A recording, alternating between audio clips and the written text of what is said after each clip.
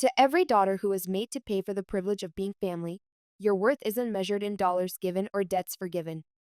My voice echoed through the packed conference room as I looked out at the sea of faces women who, like me, had been family ATMs for far too long. $342,765.40. The number that changed everything. As I stood at the podium, addressing these women who had become my unexpected tribe, I felt the weight of my mother's presence in the back row. She'd slipped in quietly, probably hoping I wouldn't notice. But I always notice her now on my terms, not hers. How did I get here?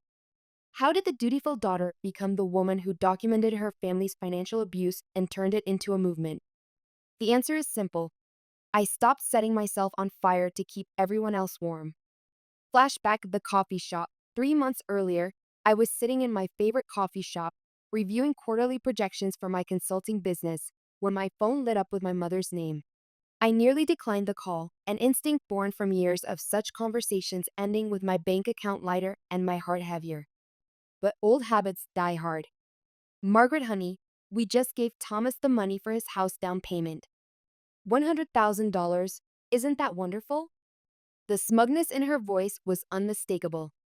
My mother, Vivian Bennett, 74 years old and somehow still the queen bee of her church community, had perfected the art of disguising boasts as casual conversation.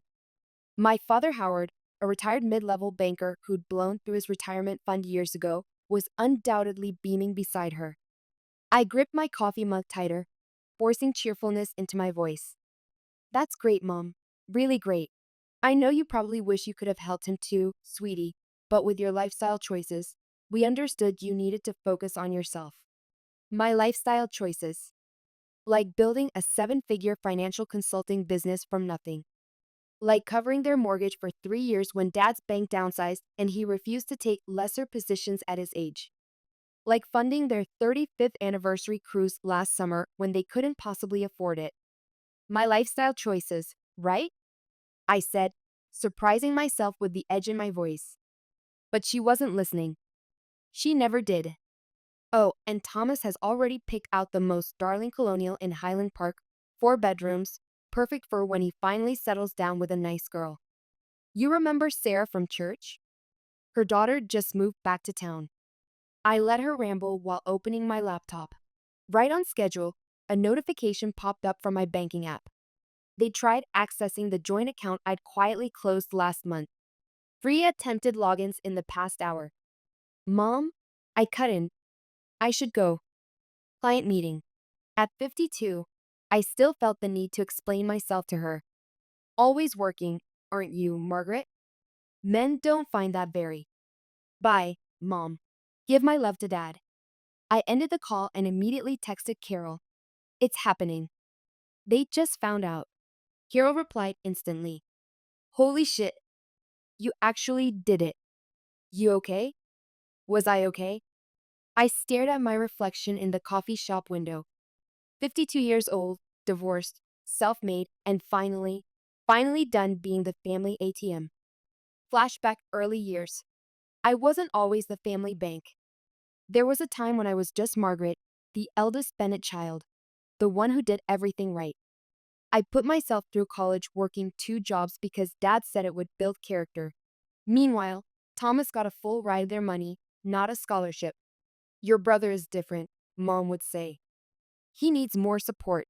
Different how? Because he was their son? Because he charmed them with his stories while I worked silently in the background? Or because they saw in him the future they wanted, a conventional, predictable, safe? I remember the day I got my first big client, 10 years after my divorce from David, who'd left me with his gambling debts. I'd called my parents, bursting with pride. Dad had asked how much I was making, then immediately mentioned Thomas needed a new car. The pattern was established early.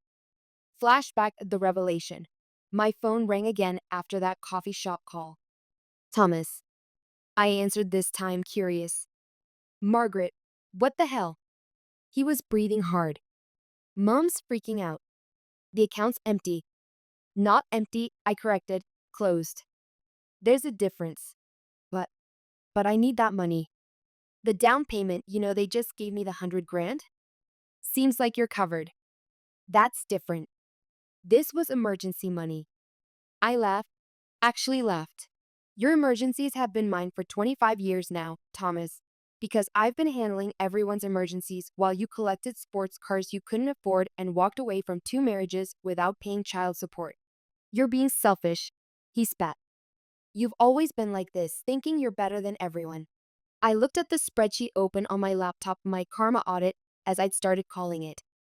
Every loan, every emergency payment, every guilt trip induced transfer since I was 27. The total at the bottom still made me wince. No, I cut him off. I've always been convenient. There's a difference there too. The doorbell of the coffee shop jingled, and I looked up to see my mother and father walking in, looking panicked. Dad was holding papers, probably bank statements. Mom was crying. Perfect timing, as always. As they approached, my phone lit up with a text from an unknown number. I heard what you did. Smart girl. Call me. We should talk. Rebecca. Rebecca, my cousin, the other family exile. I hadn't heard from her in 25 years, not since she'd been branded difficult for questioning our grandmother's will. Margaret, my father's authoritative banker voice, boomed across the coffee shop. Heads turned. We need to talk. Now. For the first time in my life, I didn't jump to accommodate them. I'm working, Dad. You should have called ahead. Mother's eyes widened in shock. This wasn't the script. This wasn't how their reliable daughter behaved. The account, Dad lowered his voice, sliding into the chair across from me without invitation. There's been some mistake. No mistake, I said evenly. I closed it. But that's our emergency fund. Mother hissed, clutching her designer purse bought with money I'd given them for her knee surgery that mysteriously never happened. No, that was my account that you had access to. And now you don't. After everything we've done for you? Mother's voice cracked with genuine disbelief. That's when I realized they truly believed their narrative. In their story, they were the generous parents who had given me everything, and I was the ungrateful daughter who owed them eternal debt. I have a client coming, I said, gathering my things. We can discuss this another time. Or not at all. As I walked out, leaving them stunned in the middle of the coffee shop, I felt something unfamiliar, not guilt, not obligation, but a lightness I hadn't experienced in 25 years. Flashback the Sunday dinner. The following Sunday, against my better judgment and Carol's explicit advice, I went to their house for dinner. Old habits. You look tired, honey. Are you eating enough? Working too hard again? Mom fussed with my collar, her fingers lingering just long enough to make it feel like an accusation. A woman your age needs to take care of herself. You're not getting any younger. I smiled tightly, carefully extracting myself from her grip. The dining room was suffocating with fake pleasantries and the smell of pot roast. Thomas sat across from me, practically glowing as he detailed his new house plans to Dad. And the master bath has this huge soaking tub, perfect for a future wife, right? He winked at Mom, who beamed back adoringly. Despite being 48, twice divorced, and barely keeping his job at the real estate agency, Thomas was still the golden child.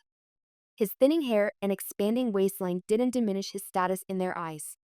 High blood pressure medication sat next to his plate, another expense I'd covered last year. Speaking of which, Mom chirped. Sarah's daughter, Rachel, is single again. Such a sweet girl, and she works part-time at the library, much more suitable hours than what you keep, Margaret. I stabbed a potato with more force than necessary. My hours suit me just fine, Mom. My business cleared 7 figures last year. The table went silent. Dad's fork clattered against his plate. That's very aggressive of you, sweetheart, Mom finally said, her voice dripping with concern. Men don't usually like women who make more than them. Yeah, you've mentioned that several times. Every time I'd achieved anything, in fact. Thomas laughed nervously. Come on, sis, no need to get all feminist about it. Hey, want to hear about the wine cellar I'm planning? Actually, I set down my fork. I'd love to hear how you're affording all these renovations, considering your commission checks barely cover your alimony payments. More silence. Dad cleared his throat. Margaret, that's not very. What? Not very ladylike to ask about money? Funny, you never thought it was unladylike when you needed me to cover your mortgage. That was different, Mom snapped. That was family helping family. This attitude of yours, this cutthroat business mentality, it's not healthy. My phone buzzed. A text from Daniel, my lawyer. Final paperwork filed. You're officially clear. I smiled genuinely this time. You know what's not healthy, Mom? The fact that I paid for your knee surgery last year while you were setting aside money for Thomas's house fund. Thomas's face reddened. Hey, that's not fair. You're just jealous because. Because what? I stood up, my chair scraping back. Because I worked my ass off while you coasted? Because I built something real while you waited for handouts? Or because I finally stopped being everyone's backup plan? Margaret. Dad slammed his hand on the table, wincing slightly at the exertion. His heart condition, another thing he refused to acknowledge, despite the medications I paid for. That is enough. Apologize to your brother right now. I laughed, a sharp, cold sound that made Mom flinch. No. What did you say? I said no. I'm done apologizing for being successful. I'm done being told I'm too ambitious, too aggressive, too much. And I'm definitely done watching you throw money at Thomas while treating me like an ATM with a personality disorder. Mom started crying, right on cue. How can you be so cruel after everything we've done for you? Everything you've done for me. I pulled out my phone, opened my notes app. Let's review, shall we? Last 3 years. Your mortgage, $48,000. Mom's surgery, $35,000. Dad's car repair, $12,000. Thomas's temporary loan, $15,000. The anniversary cruise you couldn't afford, $8,000. Stop it, Dad warned, his face alarming red. And now, I continued. You give Thomas $100,000 for a house he can't afford while telling me I need to be more suitable for marriage? Make it make sense, Mom. Thomas stood up, face purple. You're just bitter because you're alone. At least I'm trying to build a real life. A real life built on Mom and Dad's money, which is actually my money, and what you thought would be my money too, right? That's why you got James to co-sign instead of asking me, because you knew I'd see right through it. His silence was answer enough. My phone buzzed again. Carol, you okay? Need backup? I texted back quickly. Almost done. Meeting you in 20. If you walk out that door, Dad said quietly, don't bother coming back. I looked at him, really looked at him. The man who taught me to balance a checkbook but never taught me to value myself, now threatening me for having the audacity to succeed on my own terms. That's the thing, Dad. I'm not the one who needs to come back. I'm not the one who's going to need anything from anyone anymore. I grabbed my purse and headed for the door. Behind me, Mom called out, Margaret, please, we're your family. I turned back one last time. No, you're not. You're just people who expected me to set myself on fire to keep everyone else warm, and I'm all out of matches. At the restaurant, Rebecca looked exactly as I imagined she would after 25 years. Elegant, composed, with the quiet confidence of someone who's overcome hardship and found herself on the other side. She sat across from me at the upscale restaurant, stirring her martini with deliberate precision. I saw this coming years ago, she said, when they did the same thing to me. Different details, same story. The trust fund, I asked. She nodded. Grandmother left it for all the grandchildren. Your mother, my dear aunt, convinced everyone I was unstable because I questioned their authority. Next thing I knew, poof, money gone. Family turned against me, branded the difficult one. How much? 200,000 each. She took a sip. But you already knew that, didn't you?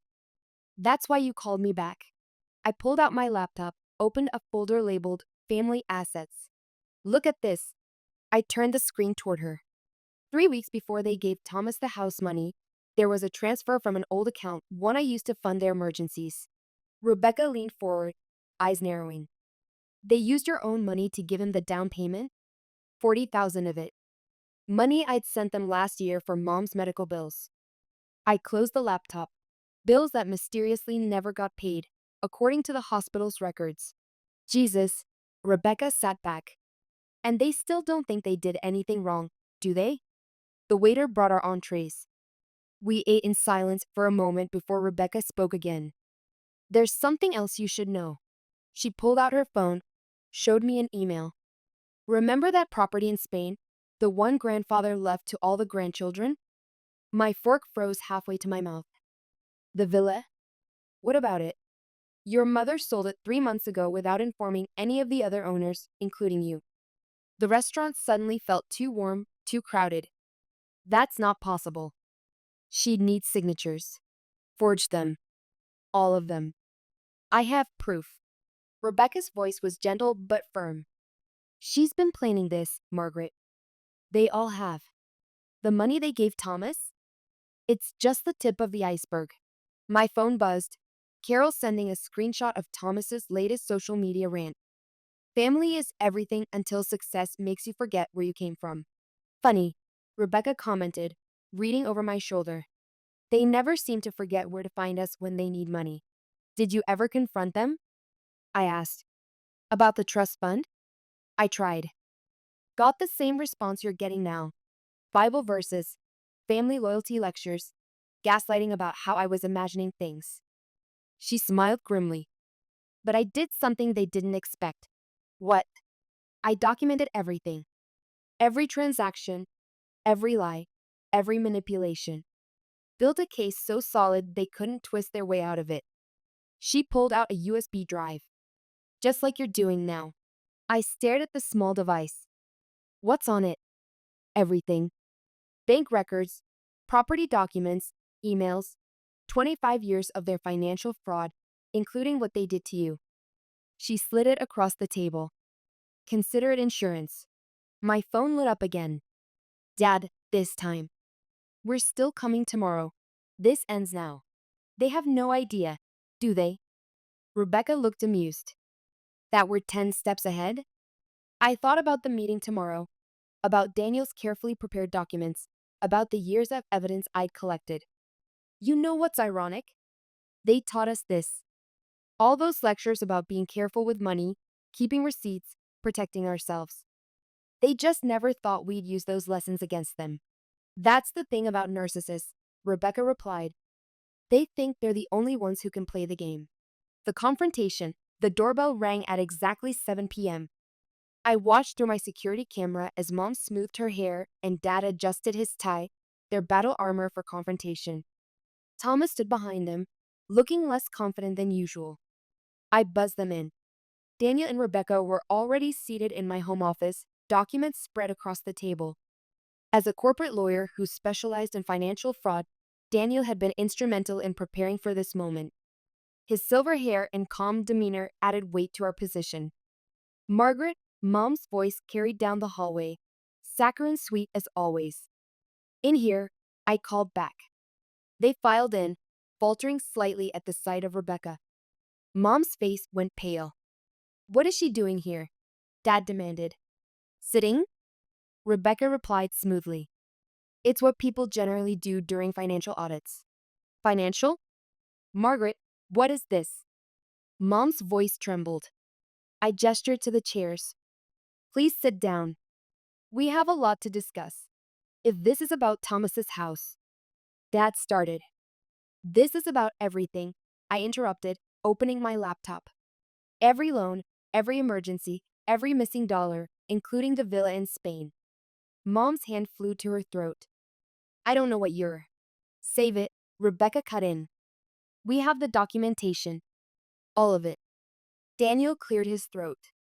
Mrs. Bennett, Mr. Bennett, I'm afraid you're in quite a serious situation. Fraud, unauthorized property sale, forged signatures. This is ridiculous. Dad slammed his hand on the table, his banker's authority failing him now. We're family, Margaret. Stop this nonsense right now. I pulled up the spreadsheet, my karma audit. Let's start with last year. March, you needed $15,000 for Mom's knee surgery, money that never made it to the hospital. April, $12,000 for Dad's truck repairs. May, $8,000 for your anniversary cruise. June, we paid you back. Thomas interjected. No, I corrected. You promised to pay me back. There's a difference. Margaret, Mom's voice turned pleading. Everything we did was for this family. You're successful. You could afford. Could I? I turned the laptop toward them. Because while I was paying your bills, I was also taking out business loans, postponing my own life, draining my savings, all while you were secretly funneling money into Thomas's house fund. Dad stood up. This is emotional manipulation. No, Rebecca said quietly. This is accountability. Something this family has always been allergic to. I pulled out a manila envelope. This contains evidence of the unauthorized sale of the Spanish villa, property that belonged to all the grandchildren, not just you, Mom. Care to explain? Mom burst into tears. You're destroying this family. Actually, Daniel interjected, his voice steady. The fraudulent property sale did that along with the forged signatures, misappropriated funds, and what appears to be a pattern of financial exploitation. Thomas had gone very quiet. The house payments. You're really not going to help? James' lawyer called yesterday. I told him you knew you couldn't afford it, didn't you? You were counting on me to bail you out, just like always. You're my sister. And you're my brother, but that doesn't make me your bank. Dad moved toward the door. We're leaving. This is absurd. Leave if you want, I said calmly. But these documents are going to the authorities either way. The only question is whether you want to handle this privately or in court. You wouldn't dare, Mom whispered. Rebecca laughed, a cold, sharp sound.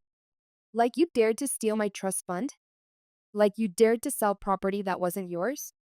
That was different, Mom protested. How? I asked. Because it benefited you? Because you thought you'd never face consequences? Silence filled the room. Heavy, suffocating silence. Here's what's going to happen, Daniel stated, pulling out more papers. You're going to sign these documents acknowledging the debt. You're going to sell your house to repay the fraudulent property sale, and you're going to leave Margaret and Rebecca alone. Or, Dad challenged, or I file these papers first thing tomorrow morning. Your choice. Mom collapsed into a chair, sobbing. Thomas stared at the floor. Dad's face had turned an alarming shade of red. Margaret, Mom choked out. Will you ever forgive us? I looked at her, really looked at her, the woman who taught me to be strong, then resented me for it, who preached family loyalty while betraying it. I remembered her as a younger woman, beautiful and vivacious, hosting church functions, always needing to be the center of attention. Had she always been this way, or had something broken her too? I didn't do this to hurt you, I said quietly. You did that all by yourself. Every time you chose Thomas over me, every time you lied, every time you took and took and took, calling it love. Please. The papers are on the table. Sign them or don't, but either way, we're done. They signed, one by one, hands shaking. As they left, Thomas turned back. You know this makes you just like them, right? Using money to hurt people. No, Rebecca answered for me. This makes her smart enough to stop letting people hurt her. The door closed behind them. In the sudden quiet, I could hear my heart beating, steady, strong, free. Well, Daniel gathered the papers. That's phase 1 complete. Phase 1? I asked. Rebecca smiled. Remember that partnership we discussed? Time to help other daughters break their chains. You ready for this? Daughters Freedom Fund. Once it's out there, you can't take it back, Carol said, watching me hover over the post button. I glanced at my screen where my Reddit post waited. I documented my family's financial abuse for 25 years. Today, I finally stopped it. It needs to be told, I said, and clicked. Within hours, the post exploded. Thousands of upvotes, hundreds of comments, all sharing similar stories. Women trapped by family obligation, drained by entitled siblings, guilt-tripped into financial suicide. Look at this one. Rebecca pointed to a comment. My parents remortgaged their house 3 times. Each time they made me cover the payments because family helps family. I lost my own house saving theirs. My phone buzzed, a message from an unknown number. Saw your post. Same thing happened to me. How did you get out? Then another. Please help, my brother's destroying my credit. And another. My parents forged my signature too. I thought I was alone. You've started something, Carol said softly. I opened my email to find a message from a major online publication. Would you be willing to share your story? We believe this is part of a larger pattern. Rebecca leaned over my shoulder. Do it, but first I have something to show you. She pulled out her laptop, opened a folder labeled Family Archives. Remember how I said I documented everything? She clicked through files, emails, bank statements, voice recordings. It wasn't just about the money. Look at this. A series of messages appeared, mom coordinating with other relatives, planning how to pressure me into various loans, dad discussing how to leverage my duty as a daughter, Thomas admitting he never intended to repay anything. They had a whole system, Rebecca explained, a playbook for emotional manipulation, and they used it on others before us.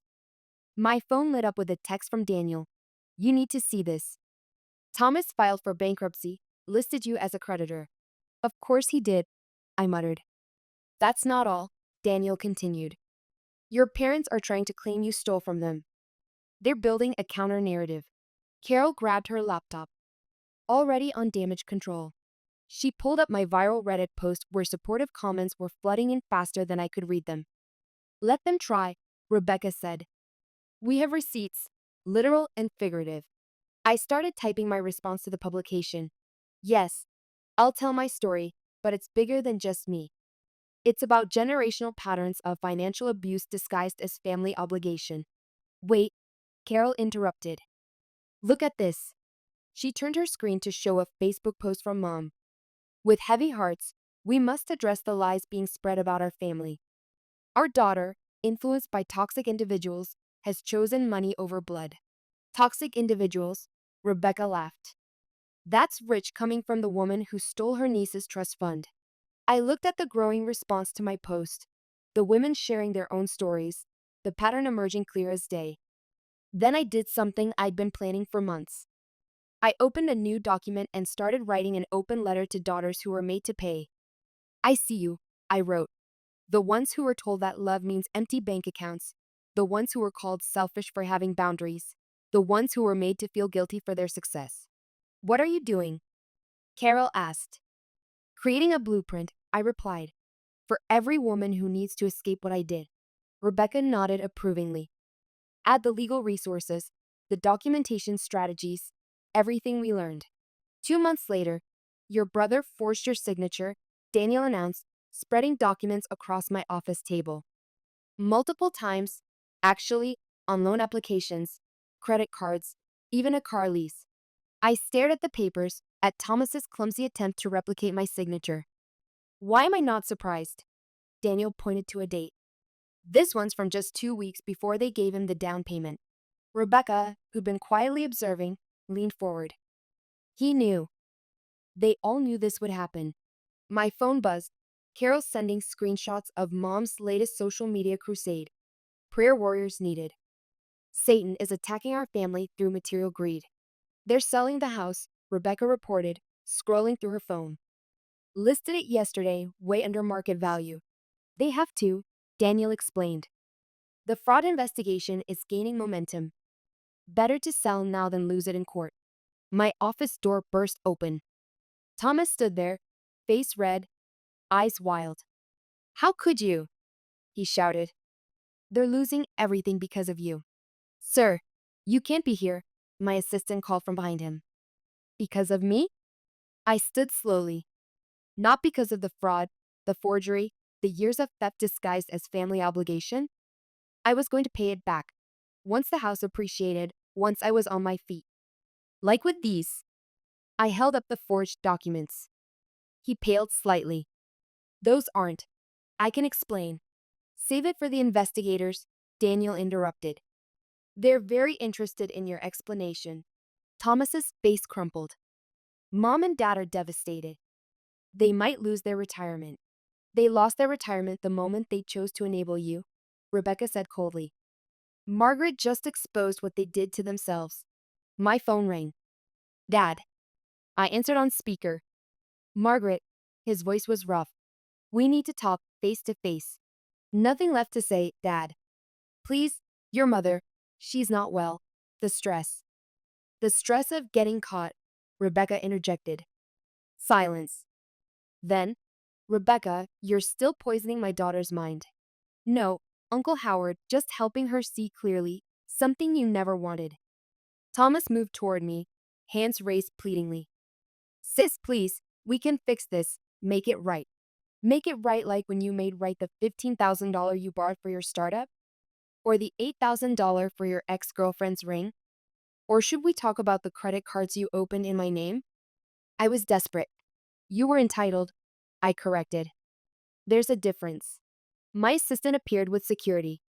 Thomas didn't resist as they let him out, but his last words hung in the air.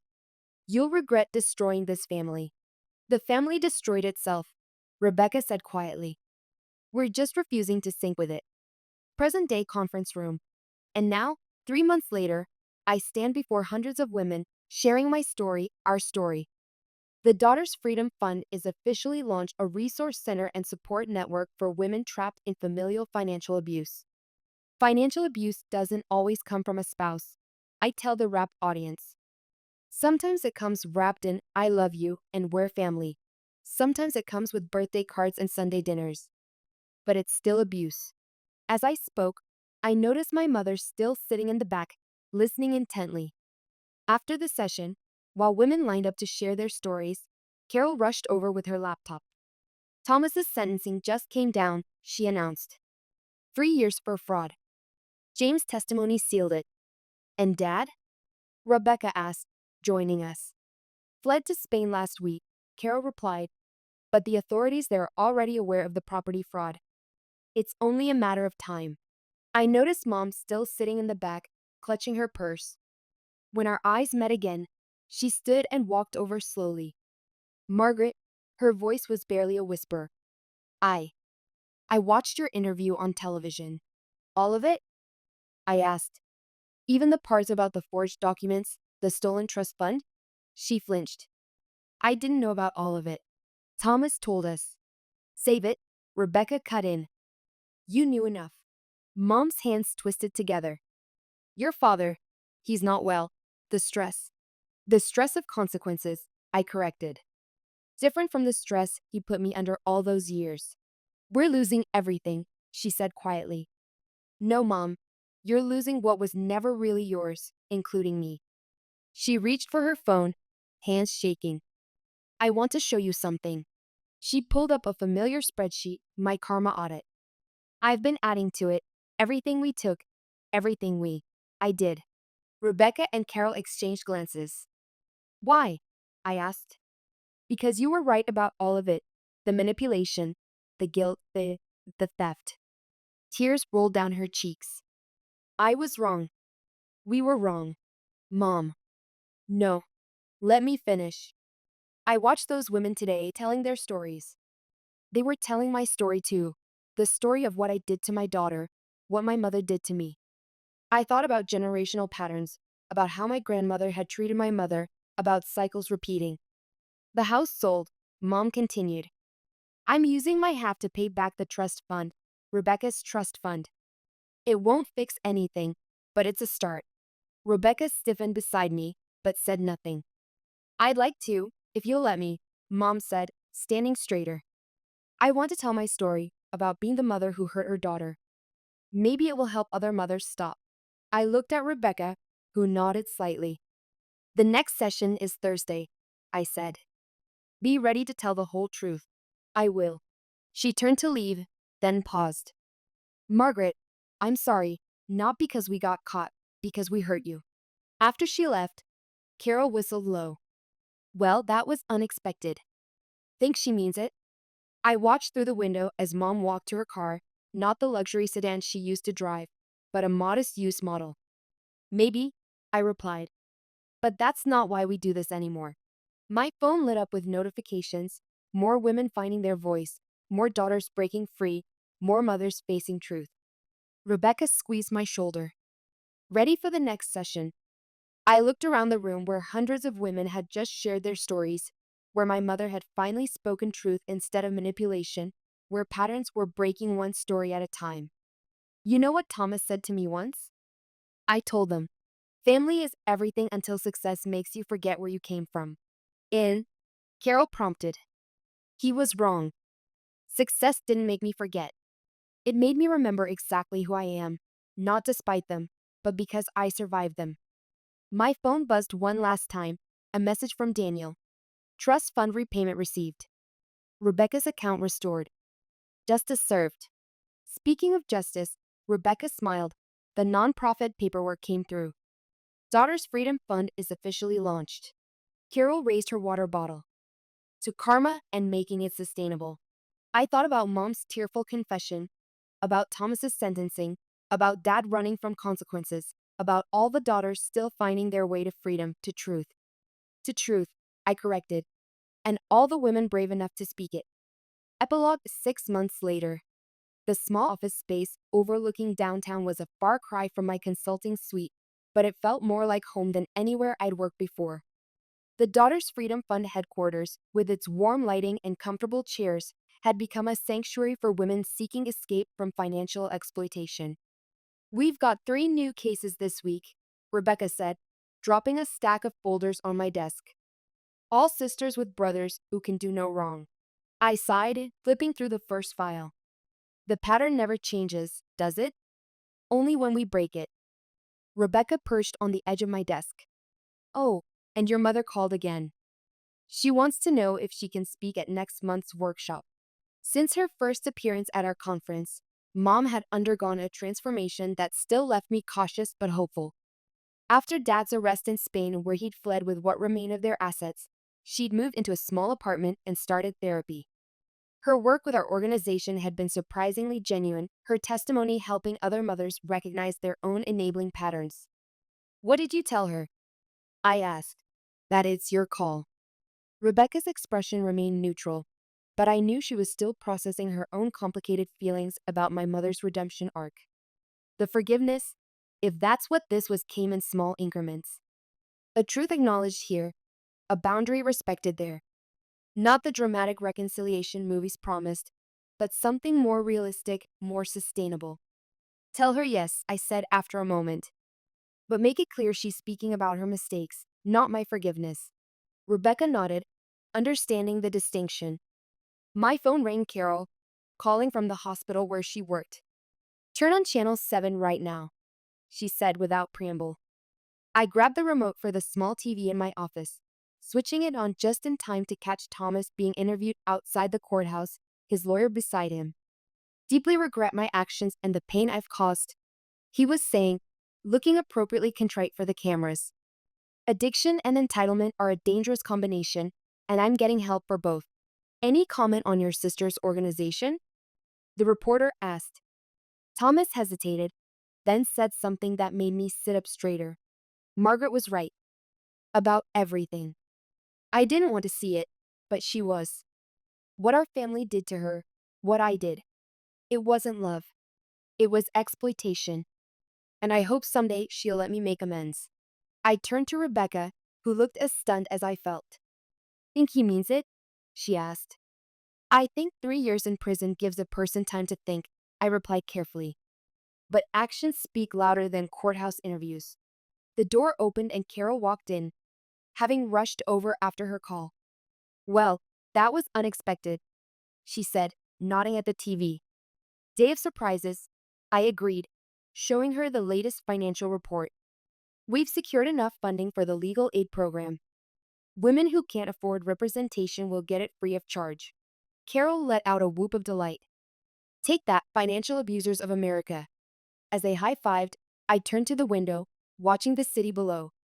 Somewhere out there were thousands of women still trapped in the cycle, still setting themselves on fire to keep others warm, still believing that love meant empty bank accounts and silent suffering. But things were changing. One story, one spreadsheet, one boundary at a time. My phone buzzed with a text from an unfamiliar number. I'm 58 and just closed the family account after 30 years. Your story saved me.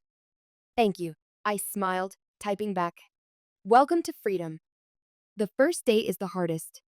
It gets better. And it had. The road from that coffee shop confrontation to this moment hadn't been easy. There had been legal battles, sleepless nights, moments of doubt, and yes, grief for the family I'd wished we could be. But standing here, watching Rebecca and Carol plan our expansion to 3 new cities, I knew I'd made the right choice. You know, Rebecca said, interrupting my thoughts, we should add a section to the website about middle aged women specifically. The cultural messaging that makes us especially vulnerable to this kind of exploitation. Good idea, I agreed. The you're not getting any younger manipulation tactic. Exactly, Carol nodded. And they, who will take care of you when you're old, fear mongering. We were interrupted by a knock at the door. My assistant poked her head in. Your 3 o'clock is here. She's pretty nervous. I nodded, gathering myself. Another woman at the beginning of her journey, another daughter ready to break free. Send her in, I said, straightening the small plaque on my desk that read, Your worth isn't measured in dollars given or debts forgiven. As the door opened, I stood to greet our newest client, extending my hand with a smile of someone who'd walked the same path. Welcome to Daughters Freedom Fund. You're not alone anymore. Outside, the late afternoon sun cast long shadows across the city, a reminder that darkness never truly wins as long as someone, somewhere, is brave enough to stand in the light and tell their truth. I had found that courage, and now I was helping others find theirs. It wasn't about revenge. It wasn't even about justice anymore. It was about freedom, the freedom to be more than someone else's resource, the freedom to write our own stories. And my story was just beginning.